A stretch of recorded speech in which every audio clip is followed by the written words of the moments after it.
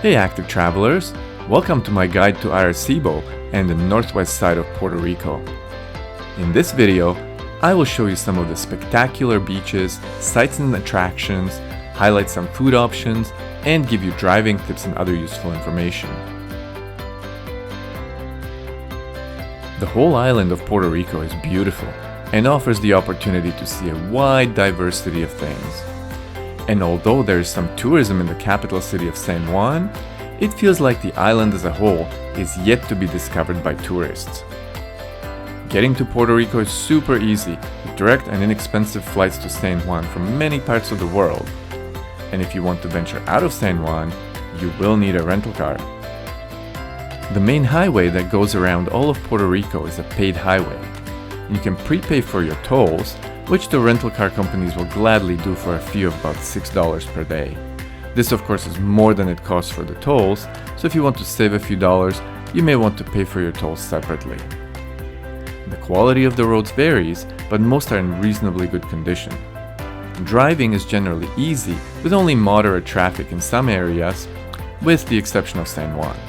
Driving in San Juan, like in most large cities, can be tricky. To help orient you on a map, the town of Arecibo is located about 1 hour's drive west of San Juan.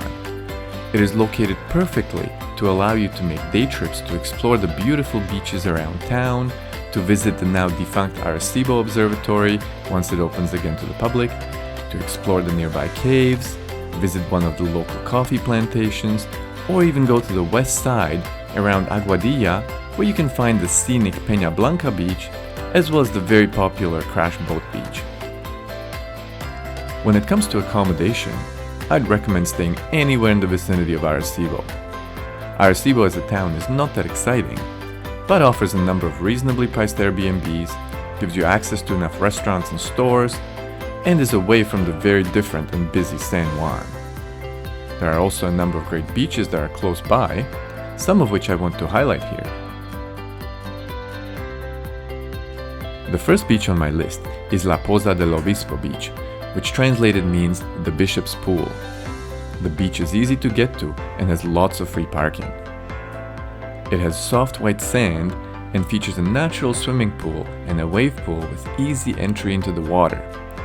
The rock formations on the deep end of the pool break incoming waves in what is often a spectacular sight and a fun experience as the water splashes over a large area of the pool. We spent several fun-filled hours here over multiple days. And if you want more thrills, right next to the wave pool is a beautiful long beach that often has great waves for surfing and boogie boarding. We hit up the local Walmart for a boogie board and came here to ride the waves. It was a blast. If this beach is a little too thrilling for you, then you should visit the Playa Sardinera instead. This beach is pretty much the opposite, with yellow sand and shallow natural swimming pools with calm water. Here you can calmly sit or lay in the water and take in the sunshine and scenic views of the rock formations around. This beach is also easy to get to and has a decent amount of paid parking. If you want to avoid paying, show up after 4:30 when the parking becomes free. If you are up for making a day trip out to the west coast of Puerto Rico, you should not miss Crash Boat Beach. This beach has lots of free parking nearby and also has a bunch of food and drink stands on the beach. This beach has clean water with easy entry and only small waves. It also has a broken pier where you can jump into the water from a good height. However, this beach can get a little crowded on the busier days, as you can see here. The last beach I will mention, and a good alternative for those who prefer scenery and want to avoid crowds, is Pena Blanca. This beach is not great for small kids or those who can't swim, but is my favorite beach for snorkeling. Underwater, there is a large area where you can explore coral as well as see lots of other marine life. We managed to see turtles as well as an octopus trying to hide from us.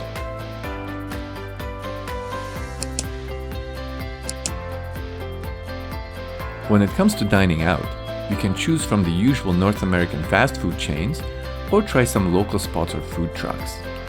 We opted to eat local and had mostly positive experiences. I'm sure you can use Google Maps to find what you're looking for. Beware, however, that food trucks on Google Maps may not always be where they are shown, and that hours of operations of places may also be different than shown online. Our 3 favorite spots were Sabor Tango, Tainos ice cream, and Mona. Sabor Tango is a popular takeout place for empanadas near Arecibo. The owners are super nice, and although they don't speak English, they will go out of their way to help you order. Tainos ice cream and tacos is a great spot to stop on your way from the Cavernas del Rio Camuy caves. We enjoyed both their delicious homemade ice cream, their tasty tacos, and their witty sense of humor. Mona's is located on the west side near Crash Boat Beach and serves up all kinds of delicious sweet and savory meals. If you want to take a break from the sun and the beach, you should consider visiting the Cavernas del Rio Camuy caves. These caves are located about 25 minutes south of Arecibo and allow you to take a guided tour through the area of the cave. The cave itself is very large, though only a portion is open to the public.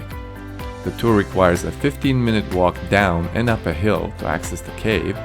The tour lasts about 2 hours, and tour times start about every 2 hours. Check tour times prior to coming so you don't end up waiting too long, or reserve and book online.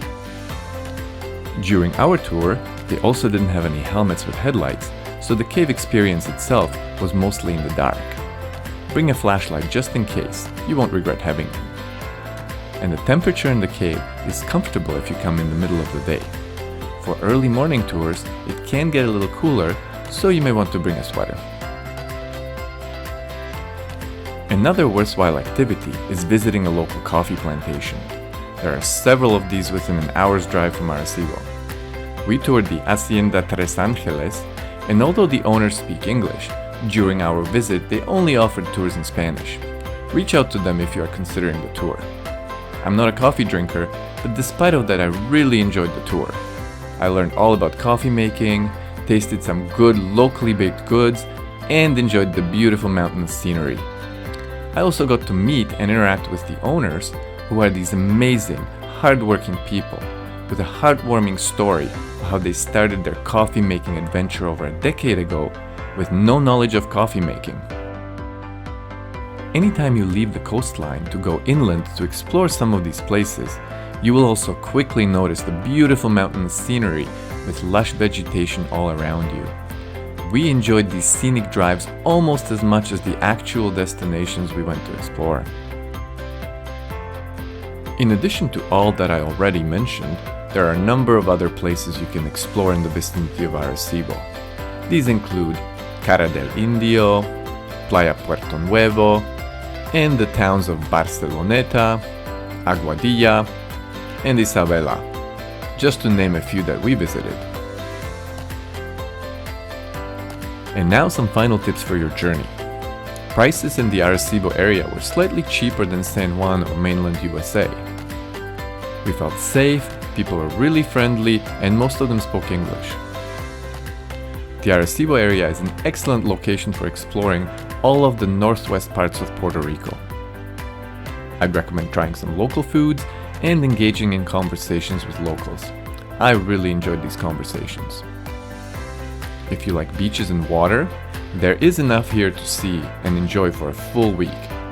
Otherwise, I would stay about 2 to 4 nights. And be sure to explore other parts of Puerto Rico, including the amazing islands of Culebra and Vieques. And if you'd like to learn more about Puerto Rico and these islands, watch one of these videos to learn more.